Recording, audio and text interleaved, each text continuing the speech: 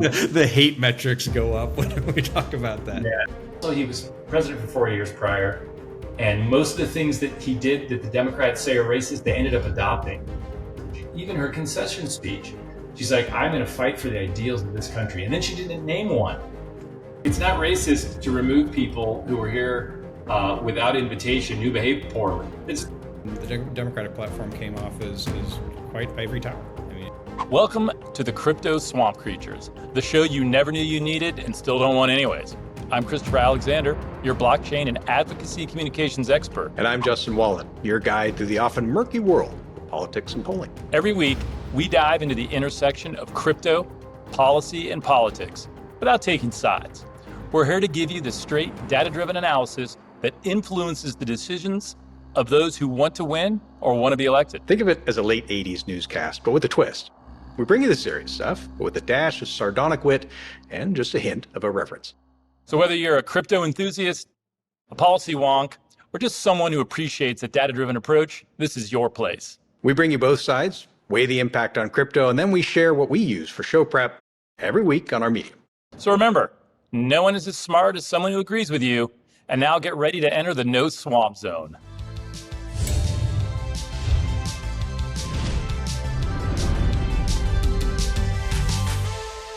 Welcome to the Crypto Swamp Creatures. We're doing a couple of segments today while I am moving. So I am Natalie attired, and we don't have our opening pretentious talk, which is going to break my heart, by the way, if the metrics show that we do better when we don't do this. Probably are. The hate metrics go up when we talk about that. Yeah, little knob just how much they dislike us. Yeah. So, we talked a little bit about the polling, a little bit about the votes and the way the votes went, and in a previous segment, and I talked a little bit about messaging, and I'll kind of start. There's some methodology issues and some ways that the exit polls worked a little differently this time, some arguments, but there were two key issues, it seemed, that mattered, right versus left. Economy drove people to vote for Trump. And I laugh at this because it's so amorphous, and it is the problem in and of itself. Democracy seemed to be the number one thing that drove people or the number one thing they commented on after voting for Harris. I literally don't know what that means since you had a democratic process and you elected someone. Like how you work through all that is already kind of mind-boggling. But I've had some people who've reached out to me as a relatively apolitical person / not a supporter of either candidate. I think you have, who are legitimately frightened that Trump actually is Hitler. Right. And it shows the power of that messaging and how effective it has been, and the number of people that are ridiculously terrified. And for people who are worried about some sort of orange Gestapo coming for you, I would suggest a few things. If we want to look at actual dictators, one, I was involved in the capture of Saddam Hussein. That dude rolled in, and you can see this on YouTube if you've never seen this. He rolled into the Iraqi parliament with a list of his enemies. By the way, it is a profound video to watch. It will, if you don't tear up watching that, it is profound. I didn't mean to interrupt, but it is. No. So you've seen it. So Saddam rolls in with an enemies list, and his enemies are all sitting there because it's like a State of the Union type. It's a parliamentary event, and he begins to read off the names of people who he has issues with, who are immediately grabbed, taken outside, and executed. So just a little, to be clear, taken outside and executed there. Literally, that process. Done. Yeah. He I don't even think he cared about their pronouns. I think he just straight shot them. So let's have a little rational understanding of like bad, really bad, and dictators to start. Also, and so again, for people who are that concerned, he gave his victory speech, and there are two Trumps. There's the one that they get to act like the president of the United States, and can be pretty good when that happens. And then there's the other guy who's there a lot. In fact, maybe more than the guy who's the presidential one. And I was listening very closely to see if he was gloating, if he was mean, nasty. He didn't air grievances. Like if he'd have done something akin not with the executing, but naming enemies, Right. naming people in his victory speech, I would not have been shocked. I would have been disappointed. He didn't do it. Okay, so this idea that he's secret Hitler is ridiculous. Also, he was president for 4 years prior, and most of the things that he did that the Democrats say are racist, they ended up adopting. Border security, remain, a number of these things. So is he a perfect candidate? Does he do a ton of things I don't personally like? Yes. Are buddies in my old units like gearing up right now to go arrest people? Like, please, that's absurd. It's fear mongering. There's no basis to it. However, it sure got people to the polls because it was on their mind when they voted for Kamala Harris, and it was the number one issue. But the problem is, what does that mean? And now we get into all of Kamala Harris's messaging, even her concession speech. She's like, I'm going to fight for the ideals of this country. And then she didn't name one. Like, there was never any specificity. That I could not agree more. That was the problem with her campaign. And again, I will underline again that the branding that they did initially was executed flawlessly. She went from someone with net negative, by a long shot, unfavorability, to being on parity within a matter of a month. Going from Biden was underwater with Trump with the polling. She came in. She was unknown basically. She branded herself. Her campaign branded herself, and she became tied statistically. And it was still a close race. It's just face it, it was. I just mentioned the electoral college things earlier. It was a close race. However, where she failed was in distinguishing herself. And the challenge with running, and this is a challenge that I engage with entities all the time, specifically with recalls. So you may have someone who really is disliked and viewed very unfavorably, but you cannot win an election solely by demonizing that person. People have to have somewhere to go. You have to give them a home. So the negative takes you a certain degree, and then it stops. And that she did not give a home. She did not say, this is what I stand for. This is why your life is going to be better in the next 4 years. And she failed at that. And that is something that the messengers surrounding her are going to have to address. The party's going to have to address. But I think rather than clutching pearls and saying, how is this possible? It is important to remember that a man with unfavorable rating, right, a majority views him unfavorably, just won the presidency of the United States. And what does that tell us? It tells us that what he was communicating resonated to a greater degree than what the other side was communicating. And that's powerful. And so one, she didn't define herself. And the other thing I want to circle back to what you started off on and underline it is the demonization of each other. And it's okay to throw mud. That's what politics is, right? You got to cut the knees of your opponent a bit. But to the point of saying that if this man or woman gets elected, democracy is in peril, and our way of life is in peril, all these sorts of things, which are going to be said till the end of time because they've always been said, they are not only powerful insofar as creating deep division within a country and deep fear, but they're also ultimately ineffective towards winning races. And that's the twin thing. If these were effective on their own, no one's going to stop you. It's going to work. But the reality is, in an isolation, it doesn't win. Yeah, it's very interesting. Now here in Texas, having moved from Baltimore, really been in DC, Baltimore my whole life, unless I was doing things overseas. And Texans by nature are chatty, and been taking a few lifts, getting around. We're waiting for the car to get here. And they all want to talk politics. And it was a real eye-opener because in D.C., you're very worried that the person is going to be a Democrat. This is the message for you Democrats.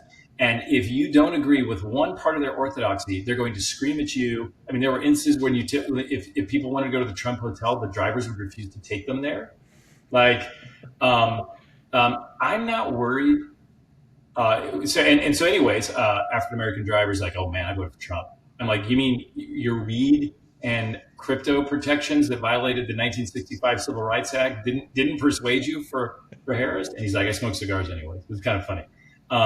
And we have some people working on the House, just all kinds of different people, different ethnicities, working people. So far that I've talked to, by the way, working people, and they're like, oh no, I did. There's no way I was going to vote for Harris.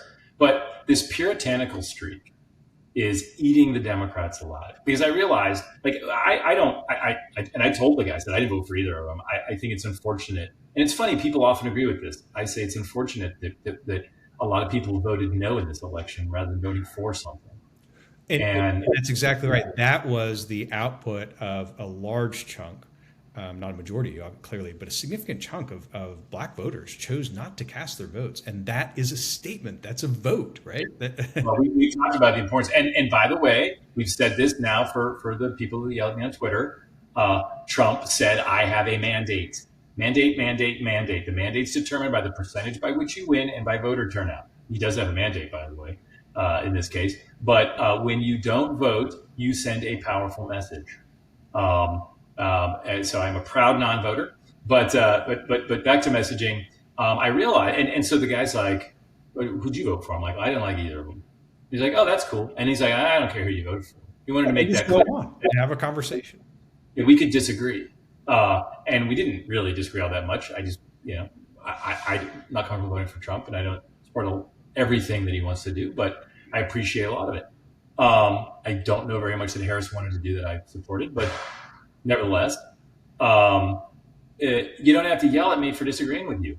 And I talk to these people, and I'm still waiting, and they're out there, but to find the hateful racists that are running around destroying the country all on behalf of Donald Trump, or because they love him. Yeah, ugly people. There's some ugly people, like, what was that, Fuentes or whatever that clown is, who, by the way, now I think doesn't support Trump or whatever. There's some goofballs out there. And then you remember perennially from California, right? David Duke. Yeah. That scumbag. And there are people exception proves the rule, right? I mean, there is no question about it. You can find an underbelly in America. Underbelly isn't pretty, but it is not the majority of Americans. And now I want to take it to go the other direction. So your Republican neighbor does not actually have an SS uniform in their closet, and they're not waiting to put you in a camp.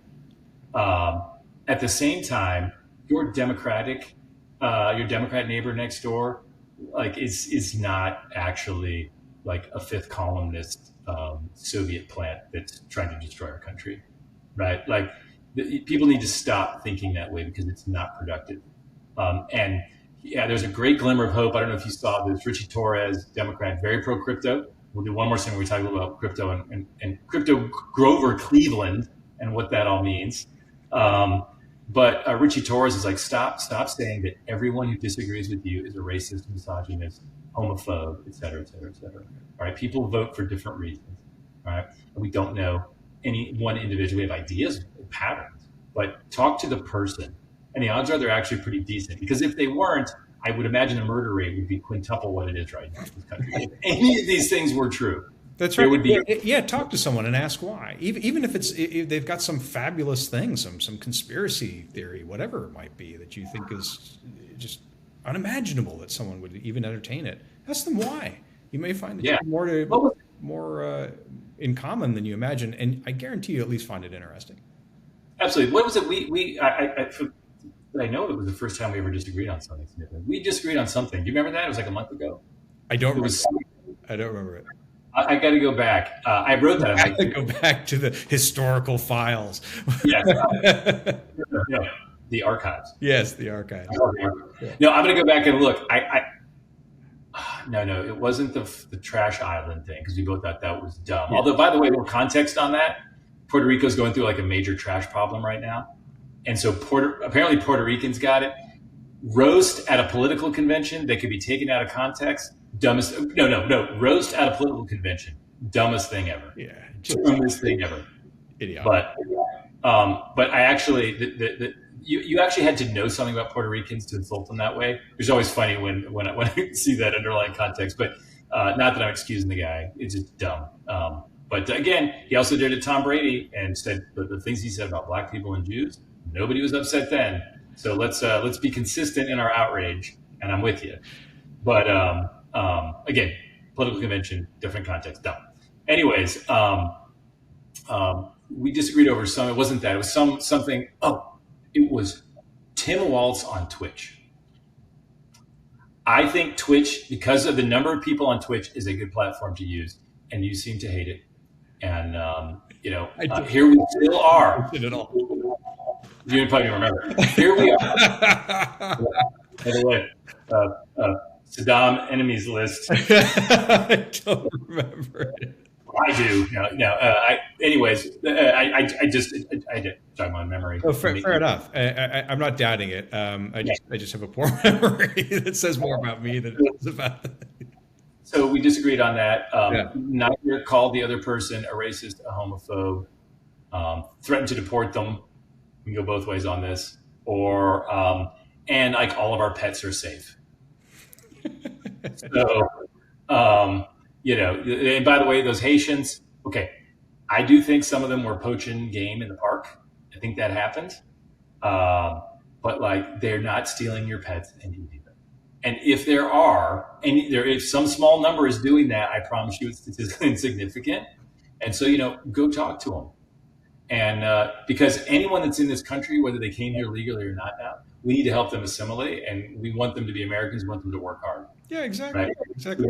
People don't get so freaked out and terrified. There are things that people will do. I'm not saying that is being done.